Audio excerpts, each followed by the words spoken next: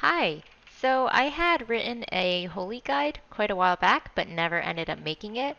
So I figured now would be a good time to might as well just get it out there, see if anybody could use the information or find it helpful. So first off, I will just go over talents. Let me just reiterate that, as usual, I am focusing more on Mythic Plus. I didn't raid as holy or anything, but yeah, let me go over what talents I would personally use for high keys in Mythic Plus. So in the first tier, we have Trail of Light, Enduring Renewal, and Enlightenment.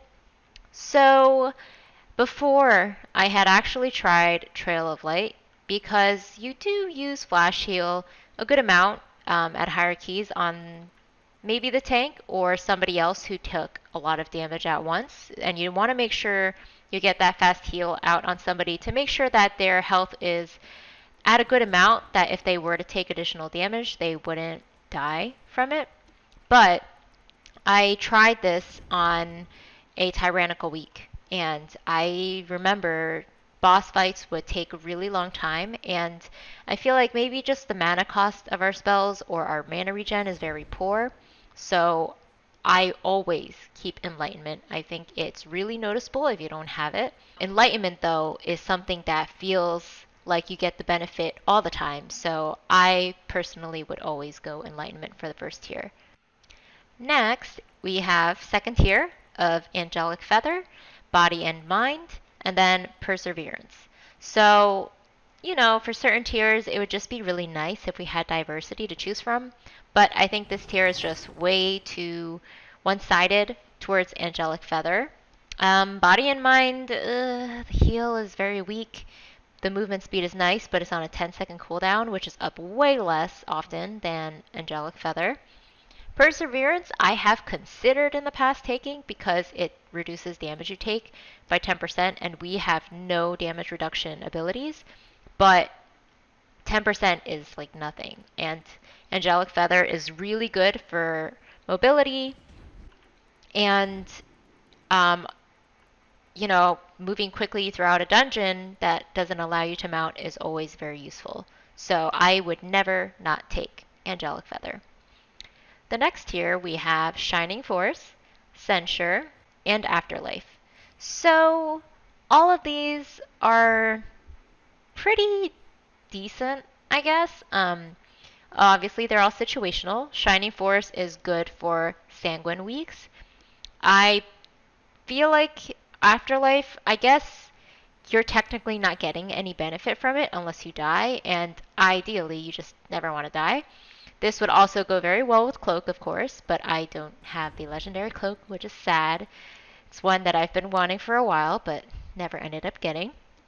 And then Censure, I just don't feel like it is good enough to be chosen. I guess simple as that.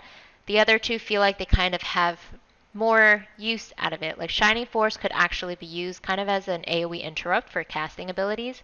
And Afterlife is just a nice safety net if you do die to kind of keep your party member alive maybe long enough so they could actually complete a trash pack or finish a boss off even though you had died.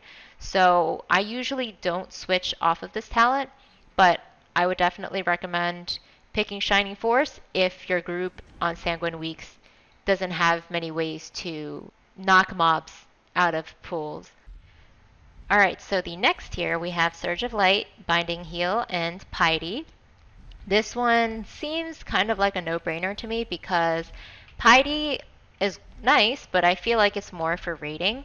Binding Heal, I don't think the heal is good enough, and the cost is kind of high to use it. So I just think that the Surge of Light procs are great. They help you lower your cooldown on Serenity, which is basically one of our strongest cooldowns, and it would be nice to have that up as often as possible. And it's also an additional instant cast that we can use while moving. We definitely lack in that, so this tier I always take Surge of Light. For the next tier, there's Divinity, Divine Star, and Halo. I think this one is pretty self-explanatory. Divine Star, I never thought that it healed enough to be worth taking. I mean, it's a 15-second cooldown, and it relies a lot on positioning, so you kind of want to make sure that um, you get as many people within this heal as possible, but that can be just really difficult because people stand where they want, and it kind of forces you to move your character to get the most use out of it. And I just feel like it's just too much work for a cooldown that isn't even that strong. Halo, I think it's just too long of a cooldown, but Halo, I just don't think it's really worth taking because if you are using Serenity quite often, you will have increased healing by 15% for 6 seconds, and that's just increased healing is always great. And since we are pretty much trying to use Serenity as often as it is up, if their health is low enough to take full advantage of the spell, then you will be getting this advantage. And then for the last tier, we have Apotheosis, Benediction, and Circle of Healing. I used to love Circle of Healing before they nerfed it. It used to heal for quite a lot, and the fact that it's instant cast is great talent than one for Mythic Plus, so I don't think this talent would ever be worth taking over Apotheosis. The thing with Apotheosis is that it feels like such a strong cooldown that you want to hold on to it for that perfect pull or that ideal moment where you really need it.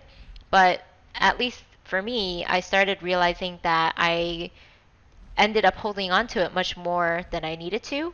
3 minutes is long, but not too long where you have to feel like you need to be picky. So I'd say the second a pull starts feeling difficult, you should just use the cooldown because it's extremely strong and you might as well use the cooldown and make it through something difficult than hold it and just realize that you kind of needed that boost.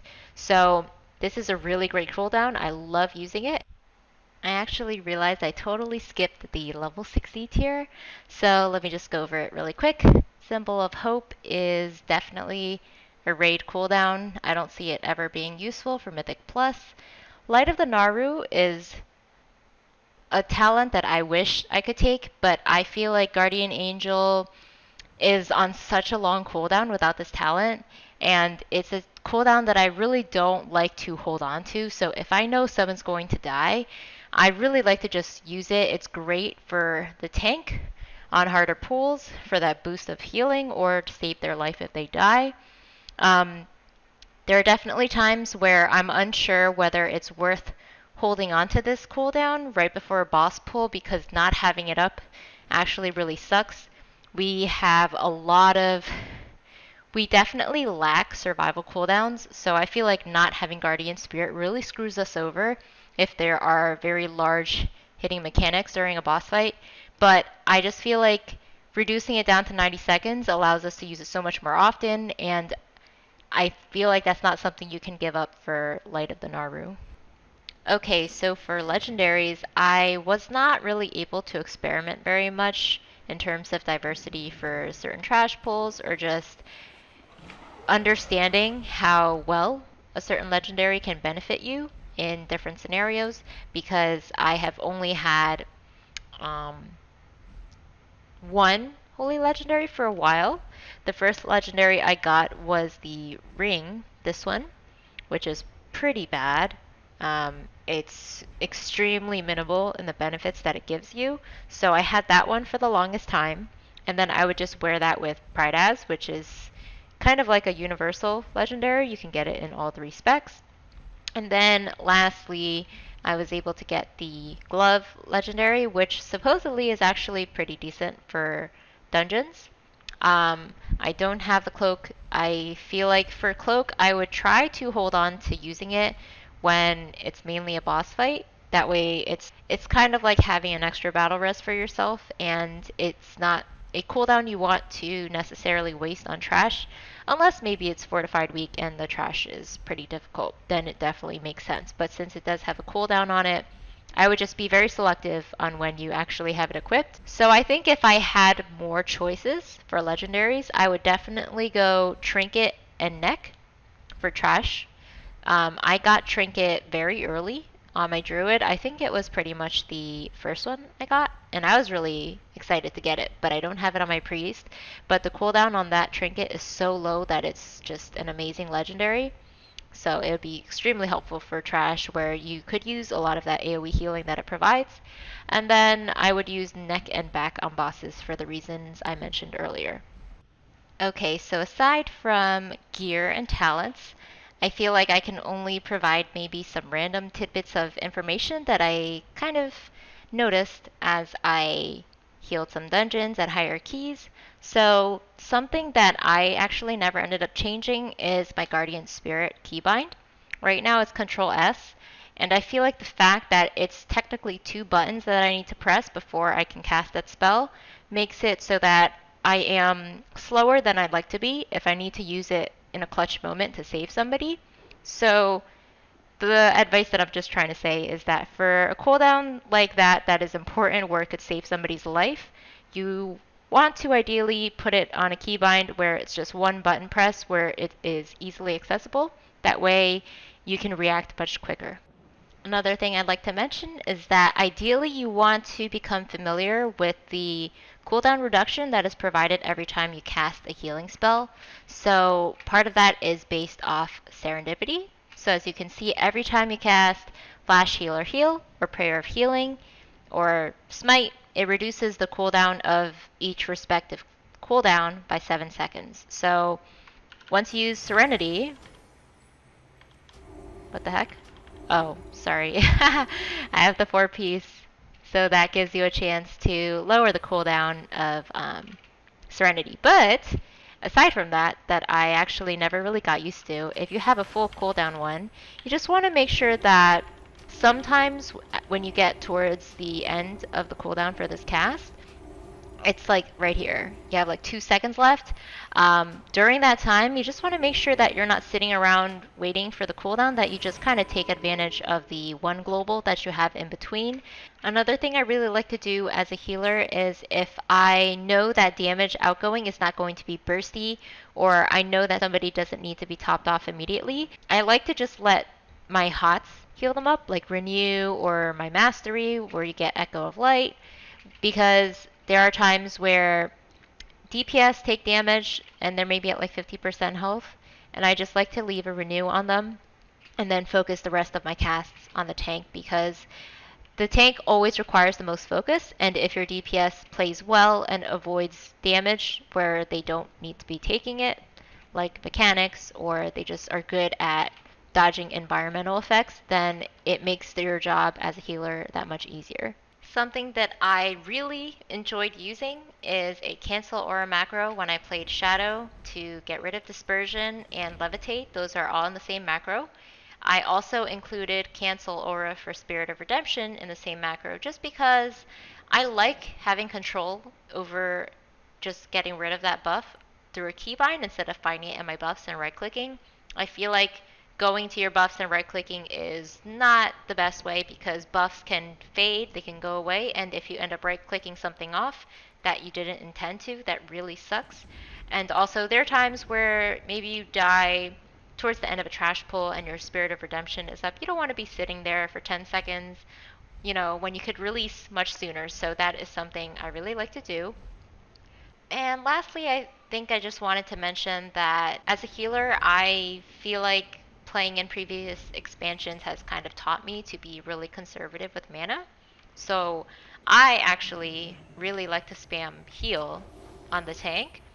So if the tank is hovering around, say, 80 to 90% health, I will just be using heal on them. But then the second they dip below that, where they can get full advantage of my Serenity, I'll pop the Serenity and then I'll go back to using heal. Of course, if it is an extremely spiky fight or if it's a tough trash pull, flash is inevitable. You don't want to be focusing too hard on preserving your mana and kind of forget that it's much better to burn through your mana and keep everyone alive instead of having your group wipe and you having, 80% mana or something like that. So that's generally what I like to do for these two main healing abilities. And of course, you want to make sure you are using Prayer of Mending off cooldown. That way, if you ever need to use Divine Hymn, you get the most advantage out of it.